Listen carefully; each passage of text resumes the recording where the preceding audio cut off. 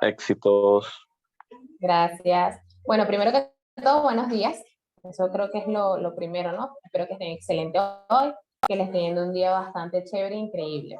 Fíjense, mi ensayo trata sobre los arquetipos, ánimas y ánimos, pero esto es una visión desde la mitología griega, una relación de pareja. ¿Por qué desde la mitología griega? Porque es un poco más fácil para mí explicarles con ejemplos cómo la energía va a influir dentro de la relación. Me gustaría como que dejar bastante claro que no es un tema de cultura de ese momento, ni cómo se desarrollaba, ni en qué modo estaba la relación. Porque cuando vayamos a ver los ejemplos, ustedes van a decir, bueno, pero ellos eran amantes. O bueno, lo que pasa es que él era el dios del deseo. Ok, sí. Pero yo quiero que se fijen como tal, es cómo la energía influye en el comportamiento y la conducta de cada uno. ¿Sí? Entonces vamos a pasar a la primera lámina, por favor. Ok, ánimas y ánimos. Vamos a hablar un poco de esto. Ánimas, sabemos que es una energía bastante creativa, es la energía femenina. Ambas energías las tenemos en nuestro cuerpo, ¿ok? Nosotros tenemos ambas energías, solo que una predomina sobre la otra. Y dependiendo de cuál predomine, es la que vamos a traer. O eso habla el principio de Chatelier de energía, que la energía siempre busca equilibrarse. Es como una constante, aunque a veces no sea así, porque a veces atraemos la misma energía que estamos emanando. Entonces, cuando hablamos de ánima, hablamos de creativa, de gestante, de intuitiva. Si hablamos de ánimos, un poco más competitivo, un poco más impulsivo, sí, visceral, ¿ok? De proveer. Cuando yo les quiero explicar una relación basada en este equilibrio de ánimas y ánimos, yo utilizo mucho a Afrodita y a Ares. Afrodita es el amor, ¿sí? La diosa del deseo. Ares, por otro lado, es el dios de la guerra. Entonces nosotros vamos a ver, devuélvemela para atrás, mi amor, por favor. La lámina para atrás, que no voy a hablar todavía. Eso, gracias. Entonces, con la diosa del amor, ¿ok? Alguien que inspira, alguien que crea, estamos viendo cómo se refleja la energía femenina. Y con la energía masculina, estamos hablando del dios de la guerra. Estamos hablando de la competitividad, de la agresividad, del impulsivo. ¿Qué ocurre con ellos? Cuando hablamos de la relación de ellos, podemos observar que primeramente fue así, fue a primera vista. Por un lado, Ares tenía muchos amantes, ¿sí? Tenía muchas mujeres a su entorno, al igual que Afrodita, son muy pasionales. Sin embargo, al encontrarse ellos, es cuando esta energía de ellos emana y en él surge el deseo de cortejar, que es algo muy representativo de la energía masculina. La energía masculina es la que tiende a cortejar.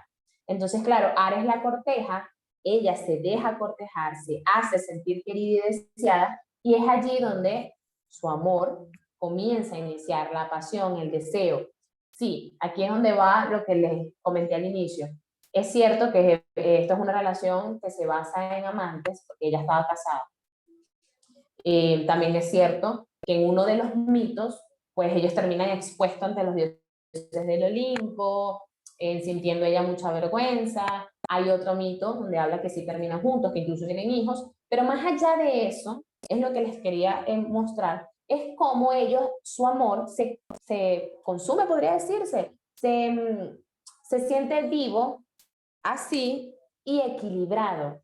¿Ok? Ella se deja amar, se deja desear, él la busca, la corteja, la hace sentir importante. Ahora, ¿me puedes pasar la lámina, por favor?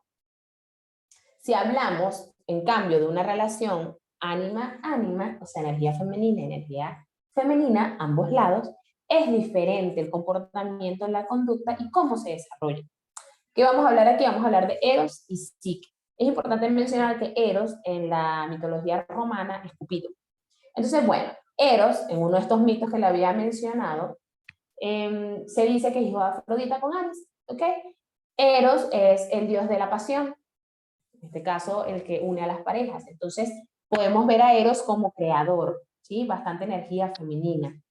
Ahora sí que ella no era una diosa, era mortal, pero era una princesa muy hermosa, muy frustrada también por el tema de que no la cortejaban por su belleza. Se habla de que Afrodita estaba molesta, sentía envidia por la belleza de ella, cuando Afrodita era la diosa más hermosa que había, sentía envidia por una mortal. y manda a su hijo Eros a flecharla para que ella se enamore del monstruo más perverso. A todas estas, Eros se enamora, o sea, contradice lo que dice su madre, se lleva a Psique a un palacio espectacular. El problema es que él le pide una sola cosa, que es que no lo vea, que cuando ella se atreva a verlo, él se va a ir. En todo este lapso de tiempo, ellos se aman, ¿verdad? Su amor se da, esta historia, perfectamente en la oscuridad. En el día, ella estaba sola y en las noches estaba con su amado. Ella incluso se enamora de él, aún sin verlo. Sin embargo, una de esas idas donde la familia de ella cae en la tentación, sus hermanas meten bastante cizaña y le indican que tiene que verlo, que no saben si es un monstruo o cualquier otro tipo de artimaña. Ella cede y con una lámpara de aceite va a verlo mientras duerme. Cae una gota de aceite en su cara y él se despierta. Y es aquí donde empieza el drama. Él se molesta, se siente traicionado y la excluye totalmente del mundo como tal. Afrodita comienza a ponerle pruebas y pruebas, o retos, por así decirlo, que eran prácticamente inhumanos. Sí que, contra viento y marea, intenta continuar para así conseguir su inmortalidad y tratar de conseguir estar con su amado. A todas estas, en el exilio, mientras ella estaba en el exilio, él la seguía amando totalmente y sufría por verla como la estaba viendo y quería acercarse, no lo hacía.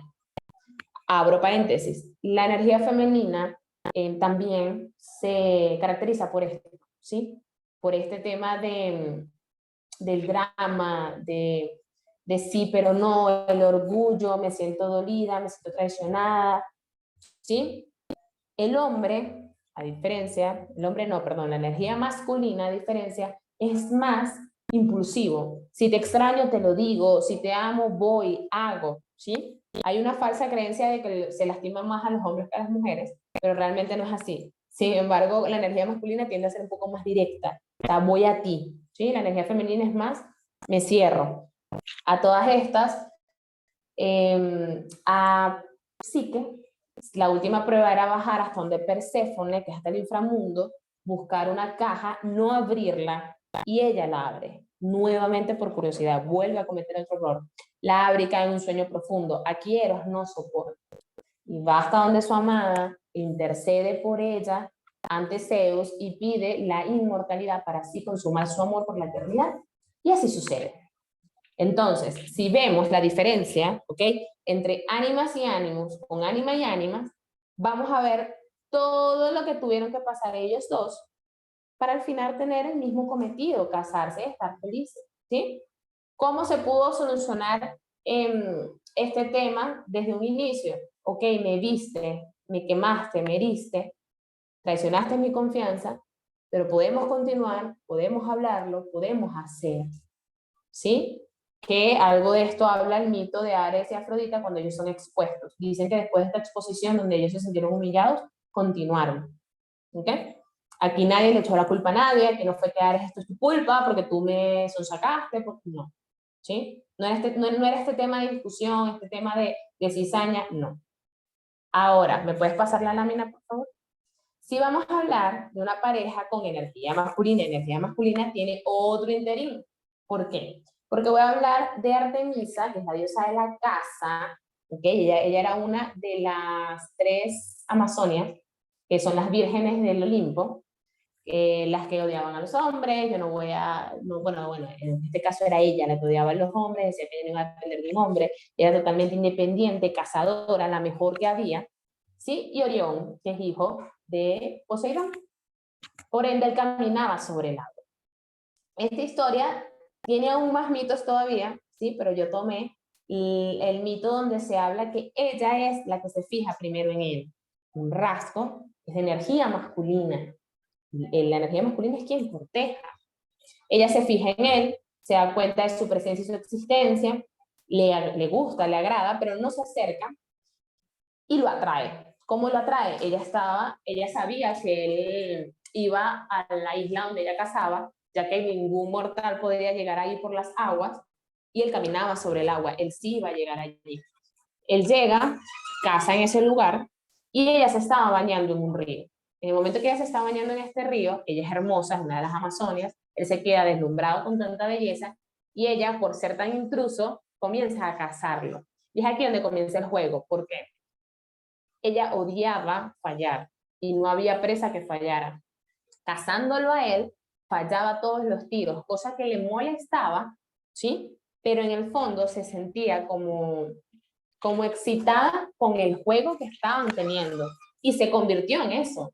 Ellos constantemente se casaban o casaban juntos. ¿Cómo se desenlaza esta historia? Bueno, dicen que Orión la desafió en algún punto. Recordemos que la energía masculina es bastante competitiva. La desafió y ella lo mató. Hay 6 formas en las que dicen que murió Orión, de las cuales 3 fueron por Artemisa. ¿Sí? Hubo una donde explican que él le fue infiel y ella le mandó un escorpión gigante.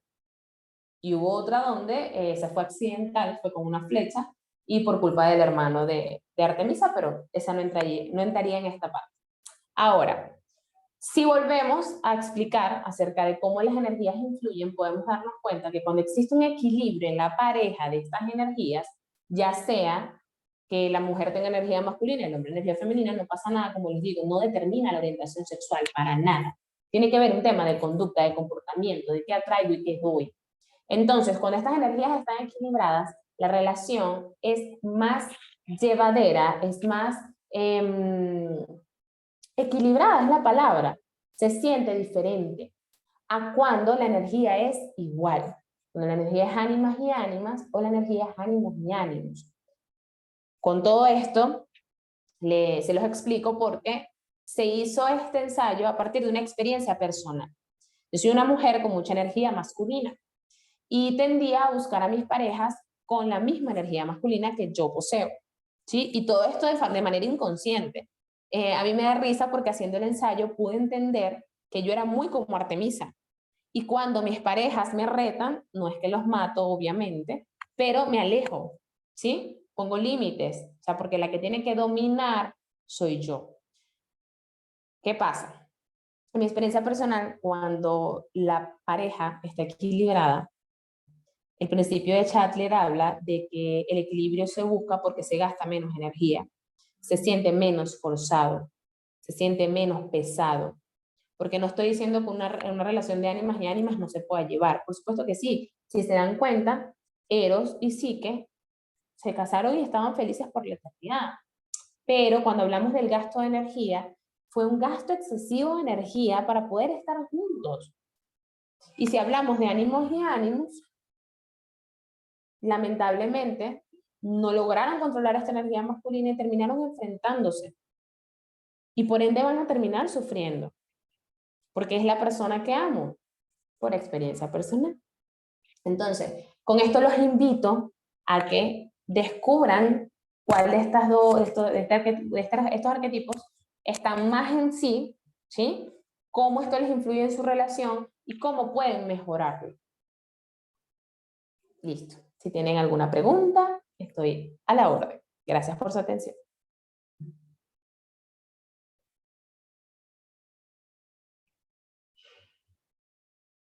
¿Aló?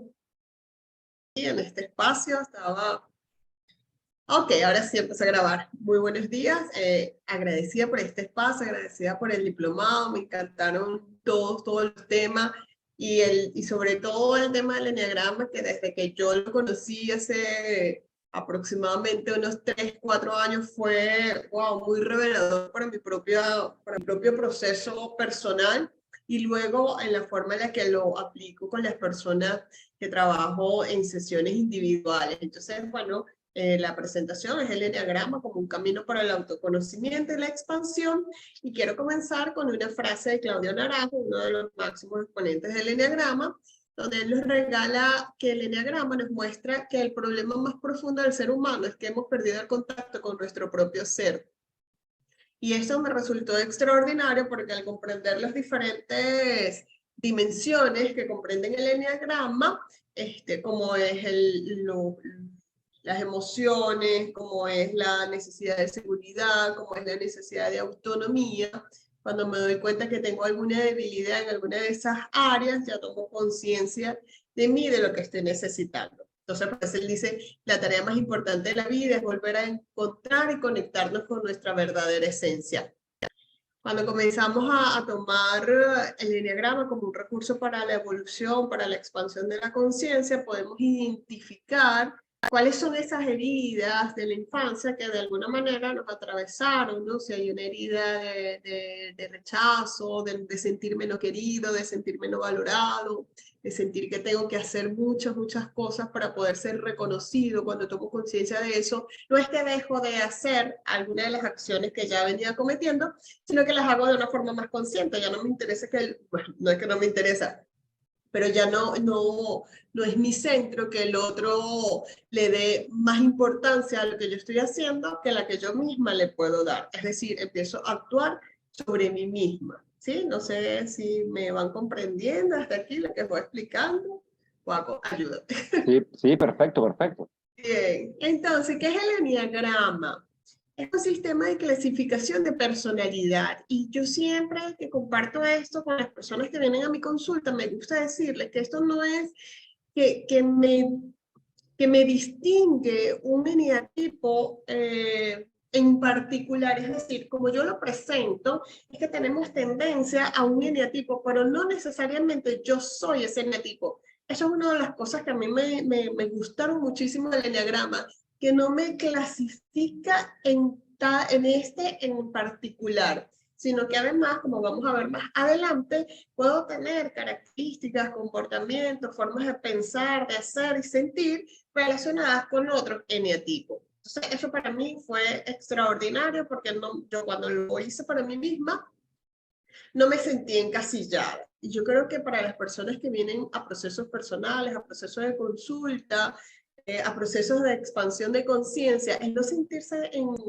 encasillados en una forma de ser es un gran regalo. El término enneagrama proviene del griego ennea, que significa 9, y gramma, que significa figura o dibujo. Es decir, una figura, como la podemos ver aquí, de 9 líneas, ¿sí? El enneagrama es una herramienta poderosa para descubrir y desbloquear nuestro potencial interno. Esto ya lo vimos con la profesora que nos facilitó esta experiencia, que además lo hizo de forma extraordinaria y además lo que ella fue estudiando con las personas con las que estudió de gran renombre en esta área. Sin embargo, bueno, yo lo que estoy haciendo es recordando. Entonces aquí podemos observar cuáles son estas líneas que componen el enneagrama. Tenemos que hay un eneatipo que es el perfeccionista, un eneatipo que es el servicial, un eneatipo que es el triunfador, el sensible, el pensador, el leal, el entusiasta y el líder. Luego cerramos con el conciliador. Si podemos ver cómo estas líneas están haciendo conexiones, aquí es donde más adelante vamos a identificar cuáles son las alas de los eneatipos, en qué momento yo puedo estar centrado o descentrado, y cuando estoy centrado o descentrado, cuáles son esas características luminosas o de sombra de los otros eneatipos que yo estoy tomando para sentirme en bienestar o en malestar. Eso para mí también me resultó bien interesante. Más adelante yo voy a compartir un poco cómo fue mi experiencia personal, pero yo tengo tendencia, y para mí esto fue tan revelador, mi tendencia es al eneatipo 9, el conciliador, el pacificador. Bueno, Claudio Naranjo lo define también como el perezoso, ¿no? Como esas características de sombra que tiene el eneatipo, la pereza, pero fue tan interesante darme cuenta que no era una pereza de no querer hacer cosas, sino más bien una pereza, digamos, espiritual, ¿no? Como que llega un momento en que, wow, no quiero evadir tanto los conflictos, estoy tan, es como ese agotamiento, como ese ya no, como esa rendición. Entonces cuando me di cuenta de eso y luego descubro que la forma en la que yo me he centrado, o la forma en la que yo puedo centrar estas características del eneatipo 9 es tomando o haciendo consciente las características del eneatipo 3, que es el triunfador. Dije, es verdad, esto es lo que ha sido parte de mi historia, de mi estructura de coherencia, porque si he atravesado momentos y atravieso momentos donde esta pereza espiritual, donde esta desconexión, donde este no querer hacer algo, donde este querer evitar los conflictos me tumba muchísimo la energía, pero me conecto con algún proyecto, con la idea de alcanzar algo, con la idea de fortalecer mis competencias profesionales y comienzo nuevamente a centrarme. Por eso, bueno, ya les voy a comentar un poco cómo es que yo lo trabajo en mi consulta personal, porque les muestro a las personas que vienen a las sesiones cuáles son sus oportunidades de centrarse, de conectar con las características luminosas del eneatipo al que tienen tendencia. Podemos observar que el perfeccionista es esa persona que tiene, bueno, la característica de buscar la perfección, corregir en todo lo que hace, puede ser muy crítico consigo mismo, con los demás.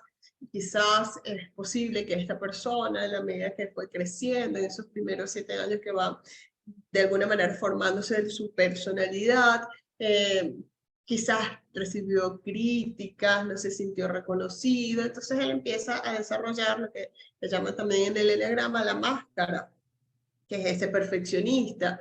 Luego el ayudador, que a veces se olvida tanto de sí mismo, se enfoca en ayudar a los demás. El triunfador que busca el éxito y el reconocimiento, puede ser muy competitivo. El individualista o el sensible, como aparece en la imagen, son esas personas que buscan la autenticidad y la originalidad, son muy sensibles y emocionales para las personas que tienen tendencia a este eneatipo. Lo que les sucede es bueno, lo peor que le puede suceder a un ser humano. Para ellos siempre todo va a ser más dramático, más intenso. Entonces regularmente son personas muy artistas, muy sensibles, escritores, etc. El investigador que está en la línea del eneagrama, que son las personas que buscan la seguridad, se siente seguro a través del conocimiento, a través de la comprensión. Mientras más información tenga de un determinado tema o situación, él se va a sentir más confiado, pero es insaciable porque siempre va a estar investigando, investigando, investigando. El leal o el temeroso, como le llaman también, porque hay diferentes autores han colocado diferentes nombres relacionados. Busca la seguridad y la estabilidad, puede ser leal con su grupo, comunidad. Esta persona es leal y se mantiene en su grupo, digamos, sus grupos de orígenes, no cambia mucho de grupos porque se siente seguro con las personas que conoce. El entusiasta, y a mí este es un eneatipo que me impactó mucho, sobre todo cuando empecé a observarlo en otras personas, que busca la diversión, que siempre está en esa posición optimista y que últimamente, si se dan cuenta, hemos observado como es, y lo decíamos durante el diplomado, hemos observado como esa tendencia al optimismo, que a veces es un optimismo muy tonto, porque no está basado, no tiene base para sostenerlo, ¿no? Entonces nos metemos en la sintonía de las afirmaciones positivas, pero internamente sabemos que hay algo que está quebrado, que no estamos tan bien, pero elegimos ignorarlo. Y eso es una de las cosas que le pasa al entusiasta regularmente, ¿no? Que se mantiene, pasa de una actividad a otra, de una actividad a otra, de una actividad a otra, evitando conectar con su propio vacío existencial. Entonces, una de las propuestas, que lo decía la imagen de la frase de Claudio Naranjo al inicio, es esa oportunidad. El eneagrama nos da esa oportunidad de conectarnos con esos vacíos, con eso que está entre nuestro yo, nuestro yo real y nuestro yo ideal, y cómo lo estamos cubriendo. Luego le tenemos el líder protector, aparece aquí como el líder protector, pero otros autores también lo colocan como ese líder imponente, ese líder más agresivo, es una persona que busca el control, el poder, puede estar muy protector de sus seres queridos, pero lo hace con mucha fuerza. Y luego el pacificador, aquí, que busca la paz y la armonía. Evita el conflicto y puede ser muy complaciente. Y este ser muy complaciente a la larga genera mayor conflicto, porque si no estoy en conflicto con el entorno, estoy en conflicto conmigo misma. ¿Por qué dejo de hacer o decir algunas cosas que me incomodan? Quise presentarles algunos eneatipos famosos y fue bien interesante porque Fíjense, por ejemplo, en el caso de todas maneras, ustedes van a tener la presentación, en el caso de Jim Carrey, que él está en el entusiasta, en otras partes, en otras bibliografías, en otras investigaciones que hice, Jim Carrey aparecía como el eneatipo 9, como el pacificador. Los eneatipos 9, si conoce un poco la historia de Jim Carrey, él atravesó un proceso depresivo muy fuerte. Entonces, fíjense como la línea es muy corta, es muy pequeña, ¿no? Lo que me separa, lo que me puede separar de uno al otro. Tiene que haber una percepción muy aguda acerca de las características, la forma de pensar, de actuar, de sentir de la persona, para que yo pueda de alguna manera no encasillarla, pero sí mostrarle con mayor contundencia cuál es la tendencia que tiene. Entonces, bueno, me llamó la atención que Jim Carrey estaba en el eneatipo 9 en algunas páginas que vi, y luego estaba en el eneatipo 7, es entusiasta que hace de todo. Fíjense que también en este eneatipo 7 está Robin Williams, ¿no? Que conocemos, bueno, creo que todos conocen un poco la historia de Robin Williams, ¿no? Que se veía tan divertido, siempre haciendo una película, siempre entusiasta, además como muy orientado al servicio. Y bueno, fíjense cómo más bien estaba atravesando por un proceso interno, un proceso personal, un proceso de depresión, aunque se habla de otras enfermedades que lo llevaron al suicidio. Entonces, esto es tan importante. Yo traigo estos enetipos famosos para que podamos quizás mirar un poco la historia y tengamos como más sensibilidad para identificar esas formas nuevamente, esas formas de sentir, de hacer, de comportarse, de pensar. En el enetipo 1, que es el perfeccionista, nos encontramos a un Gandhi. Entonces, a mí me llamaba la atención porque yo decía, bueno, pero Gandhi también pudo haber sido el ayudador, ¿no? Pero resulta que mientras investigaba, bueno, la forma en la que Gandhi llevó todo el proceso que hizo, toda la liberación, todo lo que logró hacer, tuvo que haber tenido mucha energía perfeccionista para mantenerse enfocado. Por tal motivo, las características de un enetipo no son buenas ni malas. Lo importante es si me está llevando a un estado de mayor conciencia y mayor expansión, o por el contrario, está limitándome en esa expansión. Nos encontramos en el 1, en el perfeccionista, a Ana Michelle Obama. En el enetipo 2 nos encontramos a la Madre Teresa. Yo particularmente no podría haberlo ubicado en otro. En el enetipo 3 nos encontramos a que es el triunfador, un Steve Jobs, un Bill Gates. Fíjense que un Bill Gates aquí también genera diferencia, ¿no? Porque en otras páginas aparecía en el 5, el investigador. Entonces es bien curioso. Les comparto esto nuevamente. Si eligen en algún momento profundizar más acerca del enneagrama, es que hay que tener mucha sensibilidad para identificar las características particulares de cada enneagrama, perdón, de cada eneatipo, porque son infinitas, son infinitas. Entonces no podemos encasillarnos ni siquiera a nosotros mismos. Yo siempre hablo de tener una tendencia hacia. Y a veces me preguntan, bueno, pero es posible que si yo hago ciertas cosas pueda cambiarme al eneatipo 3, y no es tan así, porque además que esto es algo que se va formando en nuestros primeros años, digamos que ya nuestra estructura, personalidad que ya está formada. Lo que sí podemos hacer es fortalecer nuestras áreas luminosas, nuestras áreas en las cuales nosotros nos vamos centrando. ¿Cómo vamos hasta aquí? Perfecto. Perfecto, que te escucho perfecto. Ok, gracias, muy bien. Como les compartía, una forma de identificar el eneatipo y sus características es, bueno, los enetipos 1, 8 y 9 son enetipos que están más orientados a cuidar lo que es su autonomía, su espacio, son más físicos. Los enetipos 5, 6, 7 están más en el espacio de la mente. ¿Y la mente qué es? La mente es lo que les da como la seguridad, como la confianza. Luego los enetipos 2, 3 y 4 son los enetipos, digamos, más sensibles, le llaman el centro del corazón. Esta es una forma, ¿no? Aquí ya yo me voy identificando cuáles son las características del eneatipo 189. Ok, está, su centro es corporal, es cuerpo. ¿Cuál es el centro de los eneatipos 5, 6, 7? Ya sabemos que es el investigador, que es el leal, que es el entusiasta. Ok, su centro es la mente. Ellos necesitan de alguna manera desarrollar experiencias que les permitan sentirse seguros. Los genotipos 2, 3 y 4, su centro es el corazón, que tiene que ver más con las emociones. Luego tenemos las alas, que se refieren a las personalidades vecinas del eneatipo principal de una persona.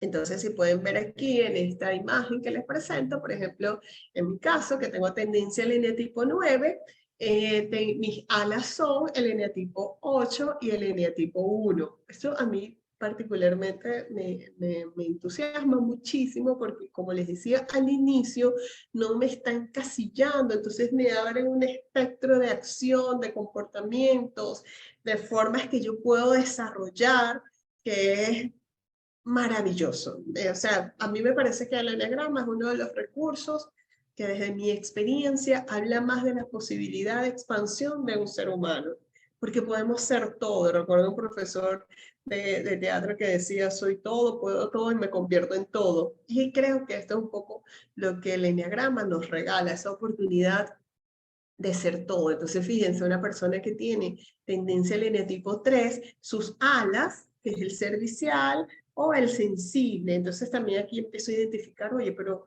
ajá, si mis alas es servicial y sensible, ¿cuál de estas dos alas tengo más fortalecida? ¿Cuál me gustaría fortalecer y qué tengo que hacer para que eso ocurra? Entonces, cuando yo he fortalecido, fíjense, una persona que tiene tendencia al triunfador y que desarrolla características del servicial y además se conecte con su propia sensibilidad, no va a ser un triunfador arrogante, va a ser una persona que triunfa pero que está al servicio al servicio de la vida, al servicio del mundo. Entonces aquí es donde podemos mirar esos grandes regalos que nos da el eneagrama. Entonces, bueno, las alas influyen en cómo se manifiesta el tipo principal de una persona y se ayudan para refinar la descripción de un tipo específico. Luego tenemos lo que les decía anteriormente, el centramiento y descentramiento. Y esto es clave para una persona que comienza a caminar en el camino del eneagrama, porque cuando tomas conciencia de ti, que empiezas a mirar cuáles son las características luminosas de tu eneatipo principal, y empiezas a decir, oye, pero no me siento de esta manera, es posible que estés en ese momento lo que le llaman descentrado, ¿sí? Es decir, que aparecieron, emergieron las características de sombra de tu eneatipo principal. Por ejemplo, en mi eneatipo principal, que es el 9, que es el conciliador, que es la pereza espiritual, cuando estoy así en ese estado de descentramiento, estoy que no quiero hacer nada, que no quiero hablar, que me aíslo. Entonces, bueno, al tomar conciencia de eso, como les decía anteriormente, empiezo a identificar qué puedo hacer y me conecto con las características del eneatipo 3. Fíjense cómo está aquí las líneas del 9 al 3, este es el centramiento, y del 9 al 6, este es el descentramiento del eneatipo 9. Entonces el descentramiento del eneatipo 9, el descentramiento del eneatipo 9, que es hacia el 6, que es el temor, que es la desconfianza, que es el coraje, aparecen todas las características, como le decía, de sombra de ese eneatipo, y desde allí no se puede hacer mucho, ¿no? Bien. ¿Cuáles son los beneficios de empezar a caminar en el camino del eneagrama? Primero, el autoconocimiento, nos favorece en el autoconocimiento. Segundo, nos ayuda a contribuir con nuestras relaciones, porque si yo identifico que mi tendencia es hacia el eneatipo 9 y la tendencia, por ejemplo, de mi compañero, de mis hermanas, es al eneatipo 3, entonces ya sé qué es lo que mueve a cada uno, puedo identificar sin juzgar y sin evaluar y sin querer analizar, porque no es la idea, cuál es la herida que atraviesa a la persona con la que estoy relacionándome, y desde allí puedo relacionarme desde mayor compasión y comprensión. Nos sirve para el desarrollo personal, por todas esas aristas que logramos ver, porque puedo ser todo. Nos sirve para el crecimiento profesional, y esto es bien interesante. Nosotros hicimos una presentación en empresas, en organizaciones, donde decíamos que el eneagrama contribuye mucho en los equipos de trabajo, porque cuando identifico el eneatipo principal de mi líder, cuando identifico los eneatipos principales de mis colaboradores, puedo tomar lo mejor de cada uno de ellos. Y nos sirve evidentemente para el desarrollo espiritual. Estas son apenas 5 beneficios de los infinitos beneficios que tiene el eneagrama. Bueno, aquí ya, de todas maneras, ya se los decía anteriormente, que mi experiencia fue y sigue siendo maravillosa. Identifiqué que mi tendencia era el eneatipo 9, que son las personas pacíficas, compasivas, empáticas, con gran capacidad de adaptación, pero luego el eneagrama, cuando lo estudié, me cacheteó porque dijo, bueno, a veces no es que soy tan pacífica, sino que no quiero conflicto, no quiero porque no sé cómo gestionarlo, no sé cómo manejarlo. Entonces puedo seguir siendo pacífica, pero con la certeza de que el conflicto no es negativo, de que a veces lo puedo atravesar y no necesito irme a la imposición, no necesito disolver una relación, lo puedo hacer con mis propias características. Ajá. Luego comprendí porque en algunos momentos caía en estados de apatía y silencio inconsciente, que es esa pereza espiritual, y en algún momento, hace algunos años, atravesé también un proceso depresivo. Caí en depresión y bueno, estuve allí medicada y todo eso por muy corto tiempo, porque después con voluntad, con mi propia voluntad, elegí emprender todo este camino de autoconocimiento. Entonces, bueno, ahí me di cuenta que fue lo que había pasado en ese momento, que me había debilitado, que me había descentrado, y luego tomé conciencia de cuáles eran las situaciones que me ayudaban a salir de esos estados, conectándome con las características del eneatipo 3. Esto me ha ayudado a disminuir la autocrítica, la autoindulgencia, que a veces se complican con la autocompasión. La autoindulgencia es el no cuidado, el etcétera, tomando acciones más proactivas conmigo misma. Como les decía, lo que más valoro es que no me encasilla en una tipología única, sino que me ofrece un espectro amplio de acción y comportamientos y formas de pensar.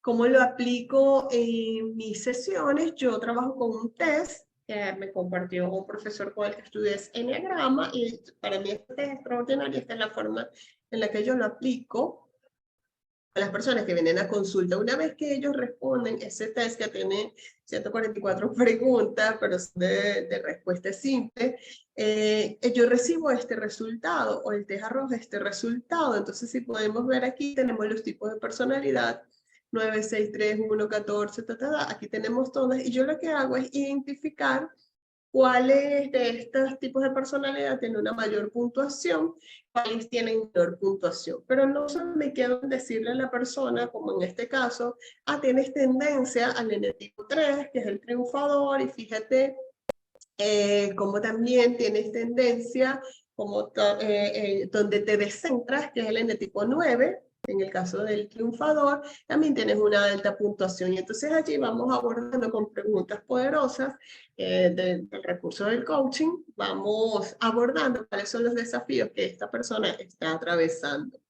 Pero no solo eso, no solo observo dónde me descentro, dónde me centro, ni las áreas, sino que observo todos los resultados del eneatipo. Por ejemplo, le puedo decir, fíjate que en el eneatipo 2 tienes 10 puntos, tienes una puntuación que no es tan alta, y entonces, bueno, esta es una ala. Entonces ahí lo que puedes orientarlo, como dice aquí, orientarlo, ofrecerle algunas recomendaciones para que se conecte más con experiencias de servicio, para que conecte más con sus relaciones, etc. Entonces lo hago de una manera muy integral, no encasillo a la persona en el tipo determinado, no me quedo únicamente con las alas, el descentramiento del centramiento, sino que identifico cuáles son las otras puntuaciones que esta persona tiene en sus resultados. Ha sido bien interesante porque hay personas que, por ejemplo, y son los resultados que tengo más recientes, que en el eneatipo 7, que es el entusiasta, tienen muy bajita puntuación y ese eneatipo no es ni su ala, ni el área donde me descentro ni me centro, sino que es un eneatipo que está al margen, bueno, relativamente al margen. Y ahí le pregunto, oye, ¿qué experiencias nuevas has hecho en los últimos meses? ¿Qué estás haciendo diferente? Y la respuesta es, bueno, no estoy haciendo nada, me he visto como muy apático y no sé qué. Entonces ahí la propuesta también es que pueda elevar esta puntuación. Entonces lo manejo de una forma más integral. Esto es, grosso modo, lo que puedo compartirles o lo que me dio el tiempo para compartirles acerca del eneagrama. Si tienen alguna duda, un aporte, alguna inquietud, estoy aquí pendiente. Muchísimas gracias. Perfecto, todo clarito. Me consta. Bueno, pues primero que nada, súper agradecido con esta formación en psicología transpersonal, porque bueno, me fue impactando en la medida que íbamos recibiendo los módulos y las clases.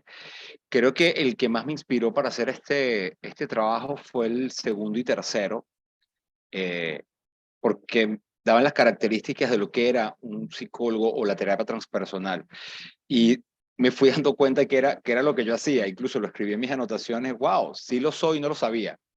Entonces, eso me inspiró para trabajar para este tema y sobre todo, básicamente es anecdótico, es mi propia experiencia personal y de cómo llegué a la transpersonalidad por medio del Kriya Yoga.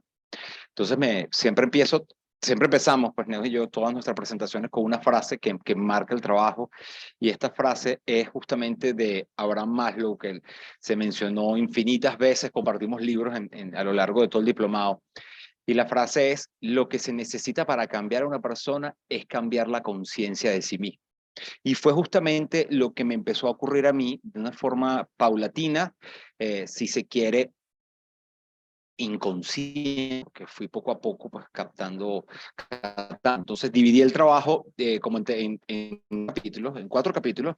El primero es el encuentro, el segundo es el Kriya Yoga, el tercero es como la fusión de las herramientas, y el cuarto es cómo impactó en mi vida, en mi propia experiencia personal, en mis relaciones, y cómo impactó en mi trabajo como coach, ¿no? Con mis clientes. Entonces el primer capítulo, que lo llamé el encuentro, empezó por una especie de chispita que vibraba en mí. Es decir, tenía mucho tiempo ya haciendo sesiones de coaching, sobre todo manejando herramientas psicoterapéuticas como PNL, Gestalt y sobre todo análisis transaccional. Pero sentía que cuando tenía mis sesiones me faltaba algo y empezó como una inquietud interna que yo no lograba definir realmente. Simple y sencillamente era: me falta algo, me falta algo, me falta algo. Recuerdo estar saliendo de casa de mi mamá y la biblioteca está pegada prácticamente a la puerta de la salida, y vi un librito azul. Me llamó la atención, pero como siempre acelerado, me fui. Después, el librito como que me picaba el ojo cada vez que salía, ¿no? Pero nunca me atreví a agarrarlo. Total, es que un día, me acuerdo que fue un domingo, estaba escuchando algún video de YouTube de las charlas TED, que me gustaban mucho porque bueno, me ayudan mucho en el trabajo. Y de repente, ¿sabes? Cuando el YouTube te lanza otro video y otro video, y llega un video que es una película completa que se llama El Cambio, de Wayne Dyer, y empiezo a ver la película. Yo les recomiendo que vean esa película porque, a ver, la película es maravillosa por todos lados, pero está hecha de una forma bien simpática, porque es como que le van a hacer una entrevista a Wayne Dyer como especialista, y él va a un hotel, que es un hotel de retiro, y ahí empiezan a suceder cosas con varios de los huéspedes que se están pues quedando ahí. Y todo gira en torno a eso, y él como hablando en la entrevista, pero a la vez hablaba de todas las situaciones que pasaban. Esa película me impactó muchísimo. Aparte que hay una parte en la película en la que él habla de Asís, en Italia, de la Catedral de San Francisco de Asís. Y ese lugar para mí es especial porque fui una vez en un tour por Europa, y cuando llegué a la catedral, tú puedes bajar a las catatumbas. Cuando bajas a las catatumbas es todo silencio, es decir, no puedes hablar, es voto de silencio. Y es la primera vez que yo sentí como la presencia de Dios, o sea, sentí vida pura. Me impactó muchísimo y cuando en la película lo nombran, wow, la vi por lo menos 4 o 5 veces. Y cada vez que ando así con la energía un poquito baja, la veo. Una vez veo la película, sigo en mi vida y de repente un día saliendo me animo, me iba a mi oficina, me animo y agarro el libro azul, el famoso librito azul. Ese librito azul era el libro Inspiración de Wayne Dyer. Inmediatamente agarré el libro y me lo comí, literalmente. Entonces ahí empecé a ver que había otras cosas, que había una conciencia permanente, que el ser humano era más que las herramientas que yo daba, que las conductas que tenía, que incluso las emociones que tenía. Había algo más. Y por ahí me fui metiendo y descubro un libro en mi laptop que me habían regalado, se me habían enviado hacía años, autobiografía de un yogi. Y como estaba en ese camino, yo de yoga no sé nada, o no sabía nada en ese momento, dije, déjame leerme esto, del hombre este, del peludo este, a ver qué hay ahí. El libro me lo leí como en 5 o 6 días. Llegaba a mi oficina y me ponía, pasé, pero 5 días leyendo el libro. Me encantó porque entonces ya era algo mucho más, aún más profundo, ¿no? Con toda la información de los Vedas, de los maestros, de la meditación, del mantra, del yantra, la Shakti Kundalini, el prana. Me quedé encantado con la historia, como la plantea Paramahansa Yogananda, que es el escritor de este libro. Paramahansa Yogananda es uno de los pioneros, de los que trae el yoga al mundo, lo saca de India y lo lleva al mundo. Incluso monta ashram, en los primeros ashram fueron de él en Estados Unidos. Entonces me pongo ya a averiguar, ya ahí la candelita, esa pequeña llamita ya estaba on fire. Me pongo a averiguar, Kriya Yoga, todo Estados Unidos, por el tema de Venezuela, ustedes saben que no, inscribirte allá es todo un tema, no puedes hacer transferencia, es todo un tema, aparte que era costoso. Y de repente en ese descubrir llego Kriya Yoga en Venezuela y llego a la Escuela de Valores Divinos. Fue era tanta mi hambre por aprender, que yo llené todas las planillas que estaban en esa página web, yo las llené todas, porque yo lo que quería es que me hicieran caso. Entonces llené todas las planillas, y de ahí entonces empecé mi camino por el Kriya Yoga, porque yo nunca me di cuenta que yo llené una planilla para iniciarme como discípulo de Kriya Yoga. Total, fue a la escuela, de hecho, Neu estuvo conmigo en todo ese proceso, en todo este proceso Neu siempre estuvo conmigo, y hacíamos meditaciones, las meditaciones eran una maravilla. Fui al ashram, que es un lugar espectacular, con una energía y una vibra impresionante. Y entonces descubro el Kriya Yoga y me inicio en Kriya Yoga. ¿Qué es el Kriya Yoga? Capítulo 2 de esta presentación. El Kriya Yoga es una práctica espiritual ancestral que viene de los Vedas en India. Quien le imparte son los rishis, que eran los grandes maestros que están en el Himalaya, y va como expandiéndose a través de los maestros. La foto que tenemos acá son estos maestros, que está Babaji, está la Giri Mahasaya, muy nombrado en el libro, un maestro espectacular. Está Jesús también, como parte de los maestros de Kriya Yoga, incluso parte de la información védica. Jesús estuvo en India aprendiendo a meditar y a hacer Kriya Yoga y toda la meditación que se hace en la escuela. Está Yuktesvar, que es el siguiente maestro, y el siguiente es Paramahansa Yogananda. Esa, digamos que la descendencia, ¿no?, está alineada a ese tiempo. Toda esa información, todas esas prácticas ancestrales se van decantando en distintas escuelas a lo largo de todo India. Y hay una maestra aquí en Venezuela que se llama Shaktiananda, que es Mati Shaktiananda, que es la segunda foto, que tiene su despertar espiritual. La idea es que el Kriya Yoga te lleve a Samadhi, que es el despertar completo y pleno. ¿Okay? Entonces, el Shiva Kriya Yoga, Shaktiananda abre su ashram aquí en Venezuela. Después, por temas, va abriendo ashram en varios lugares de América Latina, y termina abriendo el gran ashram que se llama El Amanecer, que está en Ecuador. ¿Ok? Entonces, es un ashram gigantesco, espectacular, solo especialmente para hacer Kriya Yoga, meditación, sadhana, en línea general.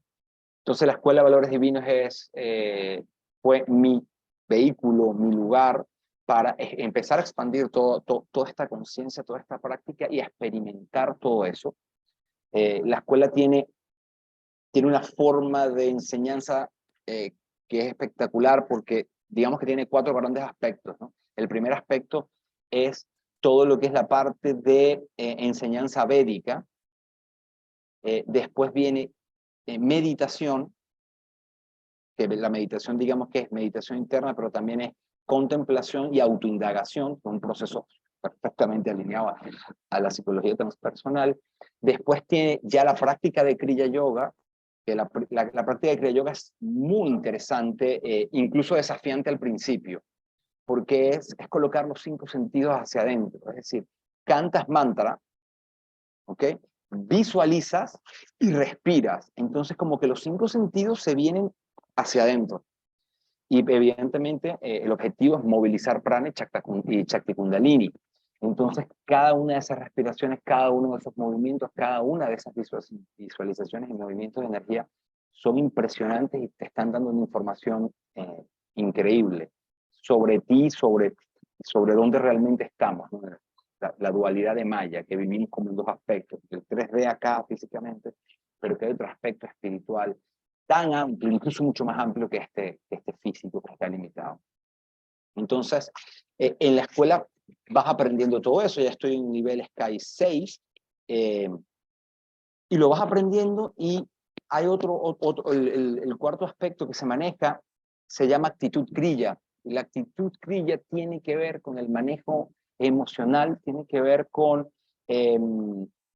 la conducta, es lo que vivimos aquí ahora. ¿Me explico? Entonces, actitud kriya es, por ejemplo, solucionar todos los temas emocionales mediante unas prácticas y unos ejercicios con tus padres, sanar relaciones.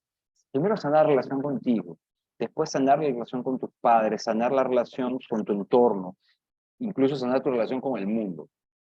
Entonces es muy bonito porque te permite ver las cosas desde un enfoque mucho más transpersonal, mucho más interior. Entonces lo asumes todo fuera de ese ego, fuera de ese velo de malla, ¿no? De la dualidad. Eres mucho más perceptivo. Yo, increíble, me volví mucho más sensible. El aspecto, el poder de conexión y generar vínculo se hizo espectacular. En mi cambio personal, ya se lo voy a comentar después. Entonces, ¿cómo integramos o cómo se va integrando la práctica del Kriya Yoga a todo lo que es la terapia transpersonal? Súbeme la lámina. Ajá. Primero que nada, en la meditación.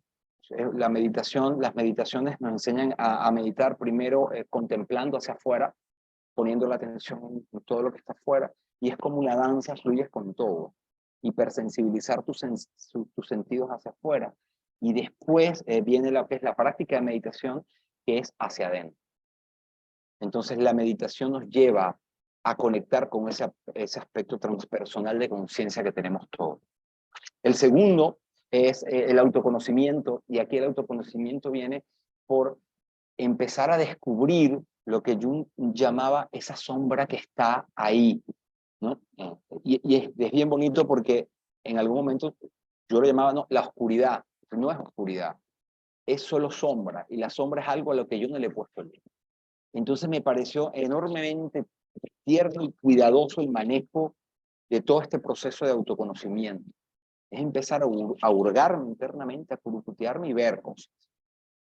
Después, evidentemente, por el Shiva Kriya Yoga, hay una conexión directa con el Hatha Yoga, porque es la integración de mente-cuerpo.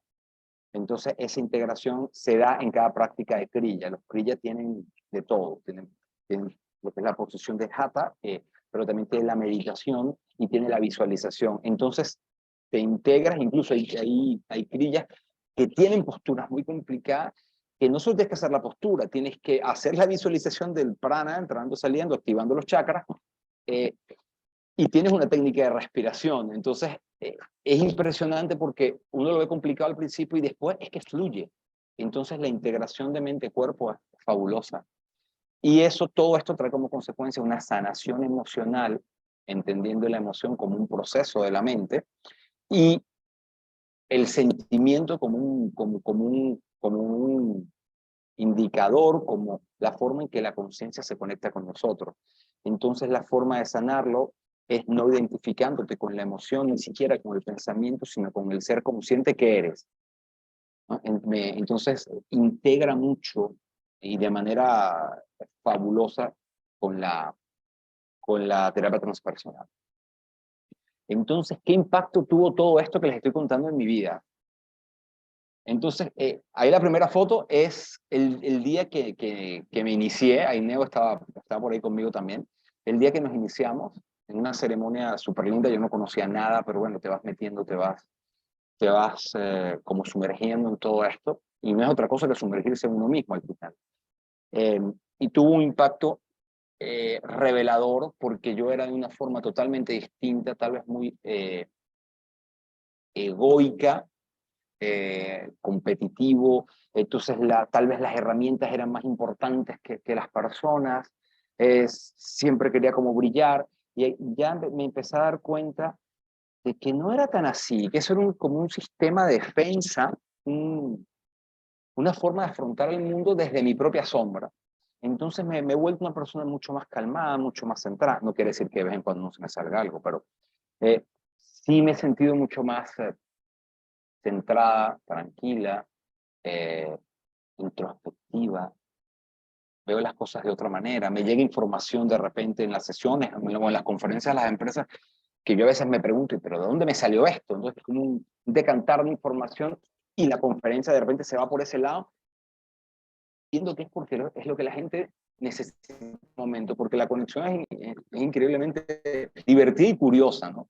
Entonces creo que he aprendido a ver el mundo como un niñito que está aprendiendo, que no me las sé todas para absolutamente nada. Y me he vuelto como más curioso en ese aspecto.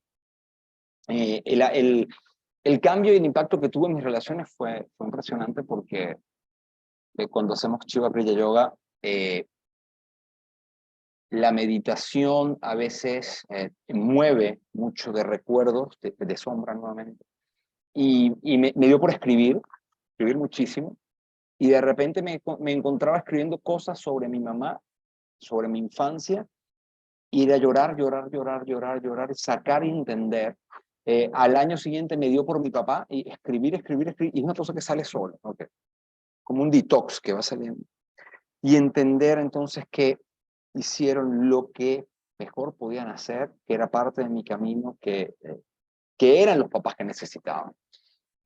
Al igual que con mi vida en general, los trabajos que tuve, las parejas que tuve, era lo que necesitaba para mi proceso de evolución. Entonces lo aprendes a ver, primero que nada, con gracia, después con un increíble respeto y gratitud, porque es lo que me hace el ser que soy hoy. Entonces, es como que te das cuenta de que todo suma en una especie de sincronicidades mágicas que van llevando. Es como darte cuenta de que la vida te lleva de la mano. Creo que eso, a ese nivel es lo más revelador. Y mis relaciones, pues por supuesto que han mejorado muchísimo. Y cuando hablo de mejorar es que son más auténticas. O sea, a mi vida entra gente que suma o que yo le puedo sumar. No me distraigo en cosas. Me he vuelto un poco más solitario, ¿no? Antes de todos los amigos y la salida, ya no. Yo creo que es un efecto secundario de esto, pero me aburre la gente. O sea, no sé, siento que las relaciones tienen que ser nutritivas y en una reciprocidad bonita y armoniosa. Entonces, lo que no suma, yo me alejo. Entonces me he vuelto más solitario y eso me gusta mucho, porque me gusta estar conmigo. Y en mi trabajo, para ir cerrando ya, en mi trabajo el impacto que ha tenido es que Neo me regaló esa frase un día y dije, pues esta es. Lo que sana es el vínculo, no la herramienta. Entonces veo la herramienta y la utilizo, no es que no la utilice, la utilizo en momentos puntuales, pero creo que el vínculo es lo que sana, poder ver a la persona como el potencial y el ser que es, aunque la persona no se dé cuenta. Entonces, la sinergia que se da es fabulosa porque hay como un permiso de ser, y eso es extremadamente sanador. La escucha es sanadora, y la escucha sin interrumpir, sin dar opinión, sino desde la plena contemplación del otro. Me ha hecho, creo que, un coach mucho más, no es un coach poderoso, creo que el proceso es poderoso porque lo dejo yo, pero también lo deja el cliente. Es un permiso, se crea una relación y un vínculo que sana, que apoya, que asiste, que es incondicional. Y eso incluso ha modificado, por ejemplo, mis tiempos de sesiones son distintos. Mis sesiones duran una hora, duran hora y media. No atiendo en consultorio, lo hice muy poco. Atiendo en un café. O sea, la ambientación está dada para que todo fluya como una conversación entre amigos. Y esa profundidad de poder ver al otro como es y verme yo como soy, no un simple espectador dispuesto a sumar. A veces no hay que decir nada, a veces tocar la manito es suficiente, a veces sonreír es suficiente. Y siento que eso me ha vuelto mucho más sensible, me ha humanizado más a nivel de mi trabajo como coach. Y ya pues para cerrar, como les dije, abro con una frase, cierro con otra, y esta es Shaktiananda, mi maestra, y cierro con esta frase que me pareció bellísima, y es así: el amor no se guarda, la paciencia no se economiza, la tolerancia se sostiene, el impulso se domina, la naturaleza divina se ofrenda. Y eso pues, resume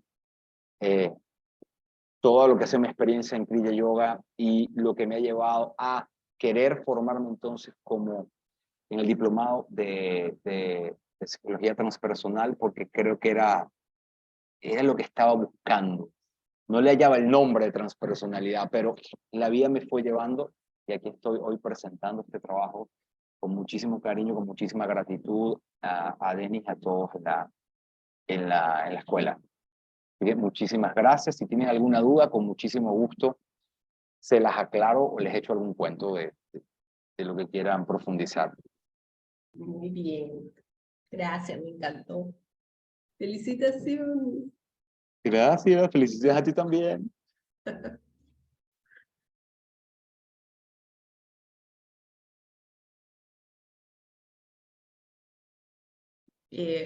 Bueno, yo pienso que ya cerramos, ¿verdad? Entonces, voy Sí, a parar por aquí. Sigue grabando. Bueno, muchísimas gracias.